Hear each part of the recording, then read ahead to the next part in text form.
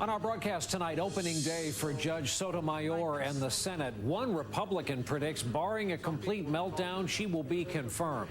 Top secret, the growing controversy involving Dick Cheney, the CIA, and a secret plan to capture or kill enemies of the U.S. Motive for murder. New leads tonight in the shocking killing of a Florida couple who adopted children with special needs. The hot jobs these days. At a tough time in the job market, there are places where help is wanted.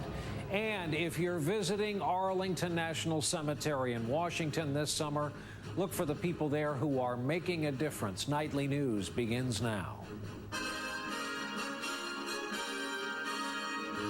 From NBC News World Headquarters in New York, this is NBC Nightly News with Brian Williams, presented tonight with limited commercial interruption.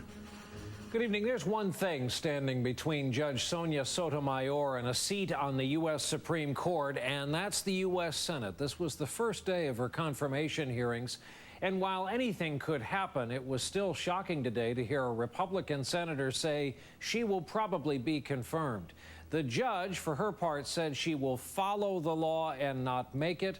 First, though, she has to make it through a week of these hearings. Our justice correspondent, Pete Williams, has been watching it all. Starts us off from the court tonight. Pete, good evening.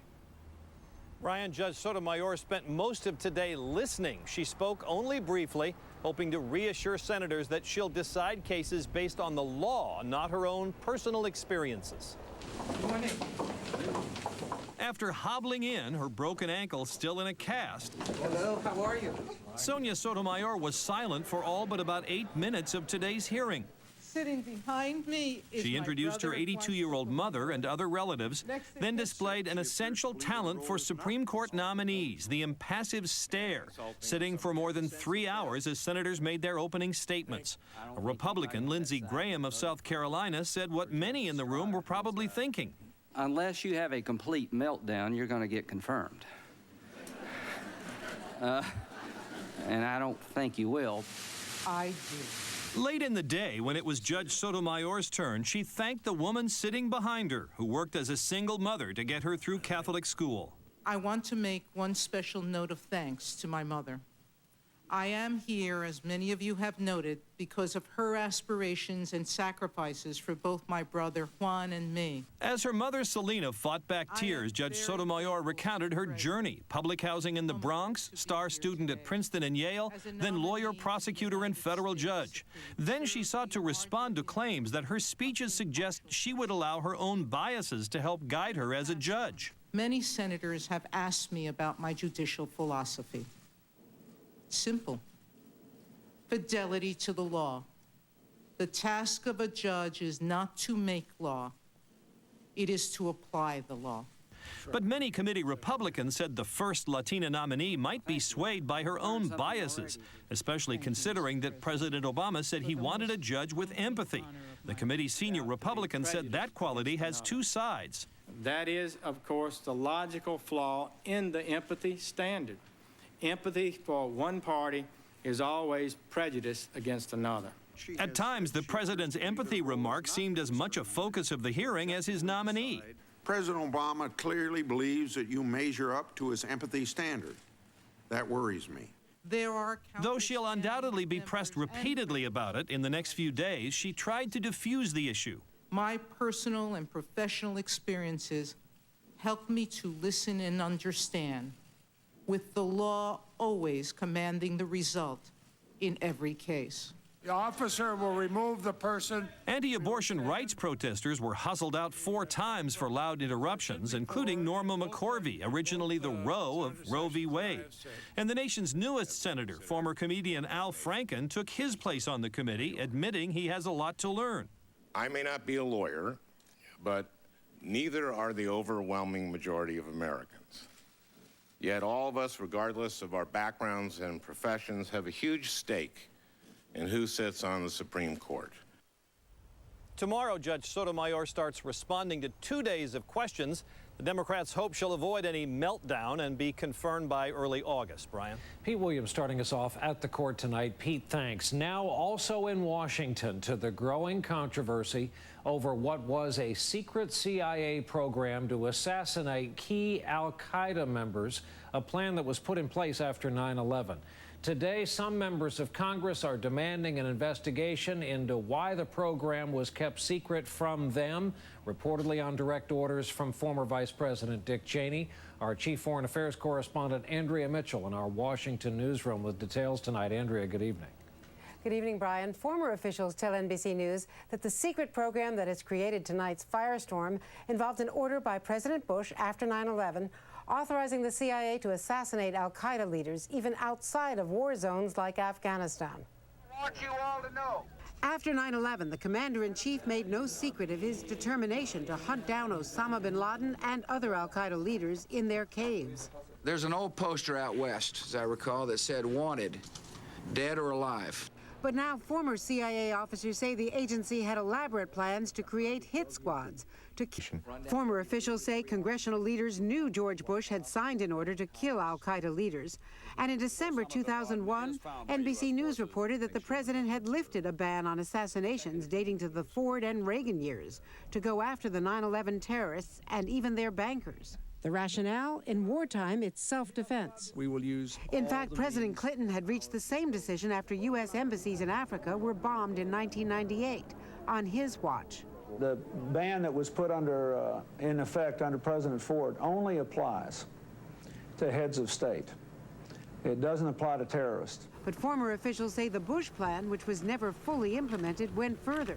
And tonight, one current official told NBC News, when did it become sinful to think about ways of taking out top terrorists? Still, the CIA is now reeling under the threat of 4 separate investigations into past secrets, investigations that many say could virtually cripple the agency. Brian? Andrea Mitchell in our Washington newsroom with the latest on this. Andrea, thanks. President Obama, just back from Africa, now begins the biggest legislative fight of his presidency thus far, part of a huge agenda before him. Our chief White House correspondent, Chuck Todd, also back from the Africa trip with us from the White House tonight. Chuck, let's begin with what seems to me a fundamental choice facing this administration, whether to go back and how much to go back over what may be the potential sins of the past, meaning the past administration. Well, as you know, Brian, President Obama, when he was candidate Obama, always used a phrase, turn the page. And I've had plenty of people ask me, well, does this mean he is just saying that he wants to look forward and not look backward, but he will reluctantly allow this investigation to go on, and maybe behind the scenes he wants that? And it's no. He would really prefer not to be looking backwards, because these things can be distractions. The number one issue right now for this White House isn't Dick Cheney, isn't the CIA, frankly, isn't getting Judge Sonia Sotomayor confirmed. They have a clear the decks mentality right now, all about health care. And so all of this other conversation. Hi, Chuck, thanks. This nation has a new nominee for Surgeon General, a family doctor from a rural area in Alabama, and the president presented her today. Our own Ann Thompson has her story. Behind her short walk to the Rose Garden today with President Obama is a long journey for Dr. Regina Benjamin. Through floods and fires and severe want, Regina Benjamin has refused to give up. Let me listen to you back. Okay. For 2 decades, she's been the family doctor of New York. And there are big health questions tonight surrounding North Korea's leader Kim Jong-il. South Korean TV is reporting that he's dying of pancreatic cancer, isn't expected to live more than a few years.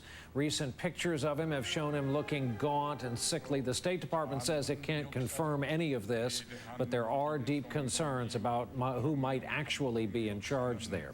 Back in this country, we turn to the wrenchingly sad story of the murder of a Florida couple, well known in their community and beyond for adopting children with no parents of their own, including many special needs children. The mom and dad were murdered late last week. There are new developments, like theories about a motive and a growing circle of suspicion. NBC's Mark Potter is following this story and joins us tonight from Pensacola. Good evening, Brian. There have already been some arrests, and officials say there could be more tonight for the murders the sheriff here calls chilling And says the home invasion attack was like something out of the movies, and it has left people here very concerned about the well-being of those children. Brian? Such a sad story in Florida tonight. Mark Potter, our thanks for that. When we continue here tonight on our broadcast with limited commercial interruption, another sign of our times, how so much gunfire in one of America's biggest and best cities left one hospital ER in a desperate situation. And later, in a tight job market, what's growing these days? Tonight, what the experts are saying. Politics. In Chicago this weekend, a 12-year-old boy was critically wounded when shot from a passing car, another victim of what's turning into another violent summer. There have been so many shootings and stabbings that one hospital emergency room has actually come close to running out of supplies of blood for incoming patients. NBC's Kevin Tibbles has our report. It's a given, they say, on a hot.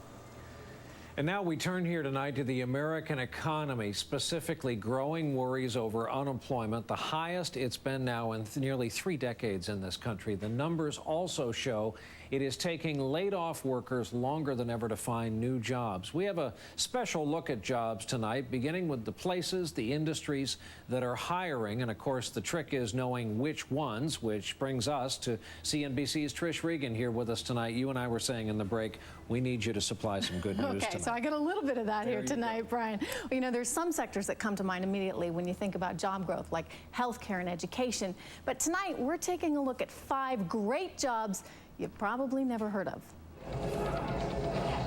As a kid, all Ernesto de la Rosa wanted to do was play video games. Playing at home, you know, for hours on end. My mom, my dad screaming at me to get off the console, you know, stop playing games. Little did his parents know his childhood obsession would become his profession. As great as these jobs may be, it's not clear that they're really the sole solution to the 9.5% unemployment rate. But the good news here is all that the people we spoke with, they are passionate about their jobs. So part of the key here, Brian, is tapping in to your strengths. That's what the counselors always tell us, at least. Trish Regan, thanks. And when we come back a little later on, we'll have part 2 of our special look at this job market. And later this evening, making a difference on America's most hallowed ground, Arlington National Cemetery.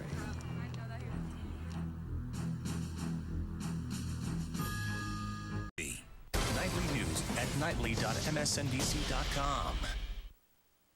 As promised, we're back now with more on jobs and the American workers who are learning, sometimes the hard way, that the best way to find a new job when you lose your old one is to do it yourself. CNBC's Scott Cohn reports on the accidental entrepreneurs who just might create the next big thing. Every morning in his suburban Washington apartment, Tommy Venable mixes up his special blend of salsa. And 3 days a week, he packs it up and sells it at area farmers markets. No artificial flavors? Until October, he was a graphic designer for an email marketing firm, laid off in the worst job market in decades. I couldn't find another job. I had to do something. How are you? Now, this business is Tommy's full-time job, and he loves it. Thank you so much. It's great. I'm my own boss. In Germantown, Ohio, Tom Hodge found opportunity in General Motors' woes when his plant... Bad weather in Florida tonight. We've just learned it's a scrub for the shuttle mission, the 5th attempt to get it off the ground. They'll hope 6 is a charm tomorrow night. They have to take 1 new astronaut up, take 1 back from the International Space Station. 16-day scheduled mission. Finally, tonight we take you to Washington, D.C., where the line of tourist buses coming into town starts in about May and runs through late August. It's a hugely popular summer vacation destination for good reason. If you go to Washington this summer, specifically Arlington National Cemetery, we want you to look for some very special people. Their job is to care for our nation's treasure in a way. They make personal sacrifices for those who made the ultimate sacrifice for country, and they are making a difference in the process. Their story tonight from our Pentagon correspondent, Jim Miklaszewski. Being able to say thank you while preserving a landscape for the ages. Jim Miklaszewski, NBC News, Arlington National Cemetery. Great story. And by the way, if you know someone who's making a difference, continue to send us your nominees, and we'll put as many stories on the air as we can. You can post them on our website, nightly.msnbc.com. That is our broadcast for this Monday night. Thank you for being with us. I'm Brian Williams. We hope to see you back here tomorrow evening. Good night.